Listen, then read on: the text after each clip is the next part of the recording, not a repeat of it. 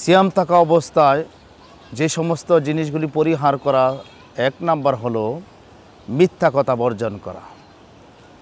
আল্লাহ রসুল বলছেন সহিহ বুখারী 1903 নম্বর হাদিস যে মাল্লাম ইয়াদা কওলা যুরি ওয়াল আমালা বিহি ফালাইসা লিল্লাহি হাজাতুন ফি আইয়াদা তুআমাহু শারাবাহু।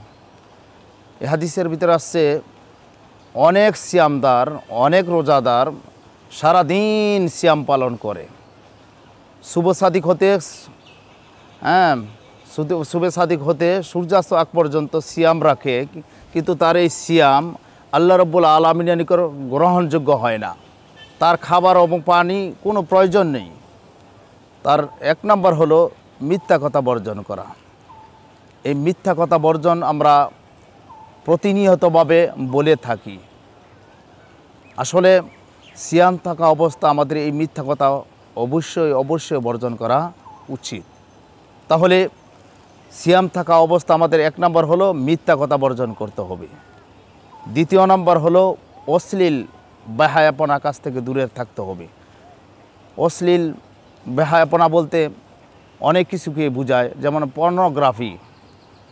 অনেকে আমরা আসক্ত আছি পর্নোগ্রাফি, গান বাজনা, এগুলি থেকে সিয়ামদার দূরে থাকতে হবে। কারণ পর্নোগ্রাফি, এই গান বাজনা এগুলি হারাম, স্পষ্ট দলিল হারাম। হাদিস হলো মেশকাতের 4503 নম্বর হাদিস, ইন্নাল্লাহ তাআলা হারামাল খামরা ওয়াল মাইসির ওয়াল কুবা। মানে আল্লাহ রসুল সাল্লাল্লাহু আলাইহি সাল্লাম বলছেন, নিশ্চয়ই মদ, জুয়া, বিভিন্ন ধরনের যত ধরনের বাদ্যযন্ত্র আছে সব কিছু কি হারাম। তাহলে একজন সিয়ামদার, একজন রোজাদার ব্যক্তি পর্নোগ্রাফি, গান বাজনার আসক্তি হতে পারে না। এগুলি থেকে আমাদেরকে দূরে থাকতে হবে। তৃতীয় নম্বর হলো আমরা ঝগড়া বিবাদ করি, মারামারি করি। আসলে সিয়াম আমাদেরকে কি শিক্ষা দেয়? সিয়াম আমাদের শিক্ষা দেয়, আল্লাহ রসুল সাল্লাল্লাহু আলাইহি ওয়াসাল্লাম বলছেন যে ফাইন সাবাহু আহাদুন আও কাতালাহু ফালইয়াকুল ইন্নী সাইম। যখন একজন সিয়ামদার সিয়াম রাখে তখন তার কি করণীয়? মানুষ চলার ক্ষেত্রে ঝগড়া বিবাদ প্রতিনিয়তভাবে হয়ে থাকে, কিন্তু প্রতিদিনের ন্যায় সিয়ামের আগে যেভাবে আমরা ঝগড়া বিবাদ লিপ্ত হতাম, কিন্তু সিয়াম থাকা অবস্থা যদি আমাদের এই অভ্যাসটা পরিহার না করি, তাহলে আল্লাহর কাছে এই সিয়াম থাকা না থাকা কোনো প্রয়োজন নেই। একজন সিয়ামের বৈশিষ্ট্য হলো, যখন কোনো ব্যক্তি ঝগড়া করতে আসে তখন সিয়ামদার কি বলবে? আল্লাহ রসুল সাল্লাল্লাহু আলাইহি ওয়াসাল্লামের শেখানো পদ্ধতিতে, শেখানো ভাষায় বলবে কি, আনা সাইম, আমি আল্লাহর সন্তুষ্ট লোকে সিয়াম রেখেছি, অতএব তোমার সাথে ঝগড়া লিপ্ত হব না।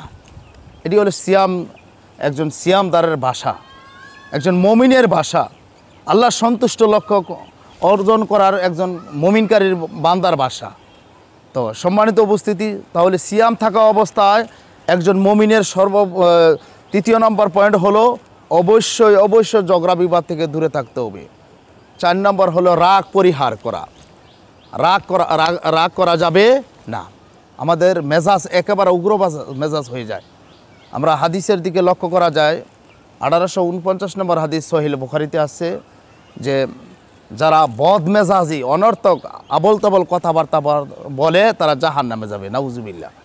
তাহলে বদমেজাজ, সিয়াম থাকা অবস্থা মনটা একটু প্রফুল্ল থাকবে, শান্ত থাকবে, তাহলে তার মেজাজটা সবসময় নরম থাকবে।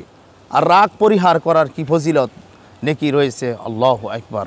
আল্লাহ রসুল বলছেন, হাদিসটি হলো সুনান ইবনে মাজার 4186 নম্বর হাদিস।